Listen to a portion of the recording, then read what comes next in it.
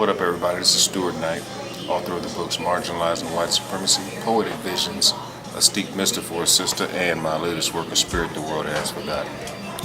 And today I want to talk about the level that the people are beginning to talk about as far as reparations is concerned. Now, it's a good thing, but the people should understand one thing.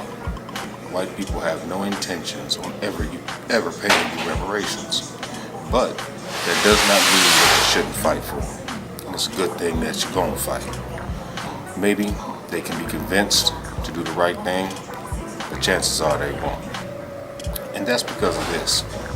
In their minds, paying black people reparations will be the same as paying an ox for plowing the field. It will be the same as paying a horse for riding in battle or carrying the load. You see, that's what chattel slavery was all about. The idea that black people were nothing but property, were nothing but an object to be used, a beast of burden, in a sense. So that's why, there seems to be so much pushback and reluctance on the part of white folks to even really talk about it, because they know that if the subject was to gain traction or more traction, to where it'd be no doubt they'd have to pay you, white people will become excessively violent. Really. Because then they will begin to believe like their whole civilization is falling. That by paying you reparations, in a sense, that you will eventually put them in that same similar situation.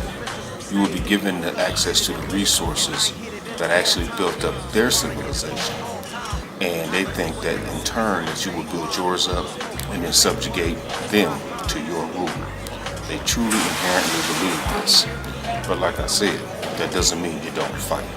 And that doesn't mean we're not going to win. But one thing we should really keep in mind is that we need to prepare ourselves to not only demand reparations from them, but to actually build our own self-reparations for ourselves, to get our minds right, to coalesce our buying power and our buying dollars, create as many businesses as we can, and create institutions where we can self-employ ourselves and educate ourselves to re-get hold of our intellectual properties and cultural proclivities as far as music and art, re-get those back from white folks and control the wealth that can be procured from those things.